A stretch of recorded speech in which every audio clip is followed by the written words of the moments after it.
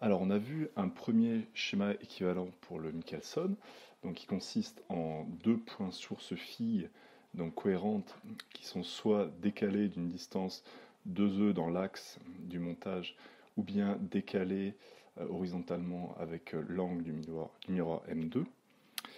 Mais en fait, on peut également utiliser un second montage équivalent qu'on va voir tout de suite. Alors donc là, on a entre guillemets la représentation réelle du Michelson. Donc prenons un premier rayon. Donc parmi l'ensemble des rayons émis par S, prenons par exemple ce rayon-là incident, donc qui via la lame semi-réfléchissante se décompose en deux rayons. Un qui va vers le haut, qui ensuite va être réfléchi à peu près comme ceci. Donc les 50% qui vont par là, on ne les indique pas, ils ne nous intéressent pas, puisque je rappelle que la zone d'observation de Michelson, elle est ici. Et puis donc ensuite, il y a le second rayon fils qui continue sa route ici, tac, qui est réfléchi ici, tac, et qui ensuite repart comme ceci. Tac, bon, j'ai sûrement raté mon schéma, mais en gros, comme on l'a montré avec le premier schéma équivalent, donc on a deux rayons qui repartent parallèlement. Et donc, le second montage équivalent est le suivant. En fait, on prend le plan de la lame semi-réfléchissante et on trace l'image du miroir M2 par rapport à la lame semi-réfléchissante. Donc, le symétrique vient se mettre au-dessus ici, et donc ça donne le miroir ici M'2. Et vu que la symétrie conserve les distances, eh bien M'2 a la même distance E que la distance E qui était ici. Donc finalement, on se retrouve avec un miroir M'2 équivalent ici qui est réellement parallèle avec le miroir M1. Et donc on voit ça ressemble à une lame remplie d'air. C'est pour ça qu'on appelle cette configuration lame d'air. Alors montrons que ça marche. Alors remarquons que ici la source S, à nouveau pour simplifier et pour ne pas avoir représenté la lame semi-réfléchissante, eh bien, on utilise, comme on l'a déjà fait pour le premier montage, eh bien, le symétrique de S par rapport à la lame semi-réfléchissante, donc qui est à peu près ici. Et donc voilà ici ce symétrique. Donc on considère ici que c'est notre point source principal. Et donc ça émet... Alors non, pardon, je ne vais pas le faire en bleu, je vais le faire en noir. Donc ça émet parmi l'ensemble des rayons, j'en prends un particulier, par exemple celui-ci. Tac. Et donc, il faut bien voir que ce rayon noir, dans la réalité, se décompose en un rayon bleu qui va vers le haut et qui va taper sur M1, et un rayon vert, entre guillemets, qui va vers M2. Donc ici, dans ce montage équivalent, eh bien, il va y avoir une partie du rayon noir, donc la moitié en intensité, qui va taper sur M1, donc qui va repartir comme ceci. Et puis, en réalité, il y a aussi la moitié de l'énergie du rayon noir qui doit aller taper sur M2. Donc ici, dans ce schéma équivalent, qui va aller taper sur M'2. Donc en réalité, tout se passe comme si la moitié de l'énergie ici passait à travers M1, comme s'il n'existait pas.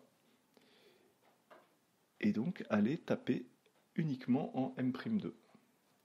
Et donc il tape et il repart comme ça. Et on a donc bien les deux rayons qui se retrouvent dans la zone d'observation parallèle, exactement comme dans cette situation-là. Alors là, on voit que j'ai raté mon schéma, puisqu'on voit que le rayon, entre guillemets, vert, celui qui va taper sur M2, il est à droite par rapport au rayon bleu. Bon, mais voilà l'idée. Si on faisait un schéma très très précis, on aurait la bonne solution, qui est celle-ci. Donc les deux rayons repartent parallèles. Donc finalement, ce montage-là, on voit que si on regarde uniquement ce qui se passe dans la zone d'observation, eh bien, crée bien la même chose que le montage réel. Donc on peut utiliser aussi bien ce montage équivalent qui est plus simple, donc en considérant que le rayon pair, entre guillemets, eh bien, la moitié va taper sur M1 et l'autre moitié, par contre, va continuer sa route et va taper sur M'2. Donc ça, c'est pour la configuration lame d'air. Mais il y a également la configuration coin d'air. Donc c'est exactement la même chose. Prenons un rayon, je vais essayer de faire un petit peu mieux. Hop. Tiens, je vais simplifier un tout petit peu. Je vais prendre carrément le rayon central. Tac. Comme ça, je sais que celui qui va aller sur M1, il va repartir comme ça à 45 degrés donc vers le haut. puis repartir vers le bas, et donc la moitié va sortir ainsi. Tac. Et donc ensuite le rayon vert. Alors, hop. Donc il continue comme ça, mais par contre ici, eh bien, il a un angle d'incidence qui n'est pas égal à pi sur 2, donc il va repartir. Alors, je fais ce que je peux, on va dire ça à peu près comme ça. Tac. Ici, ouais, bon, c'est pas génial.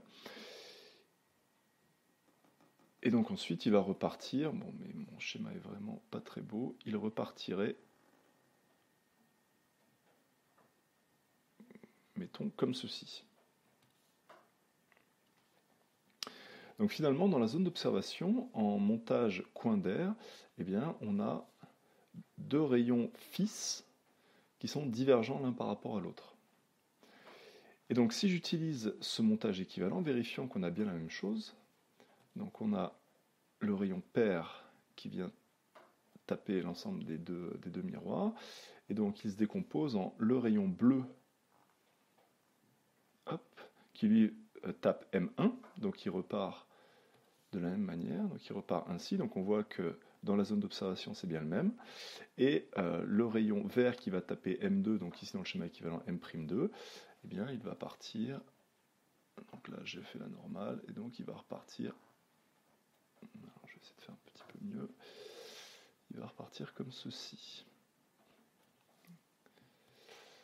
Et voilà, donc finalement, avec ce montage équivalent, on retrouve bien les deux mêmes rayons qui ont suivi les mêmes chemins, enfin en valeur absolue disons, ils ont suivi les mêmes chemins, donc ils auront la même différence de chemin optique lorsqu'ils se retrouvent, si on les fait se retrouver dans la zone d'observation, parce que là pour l'instant ils sont divergents, donc il n'y a aucune chance qu'ils se retrouvent si on ne met pas un montage spécifique pour les faire se retrouver.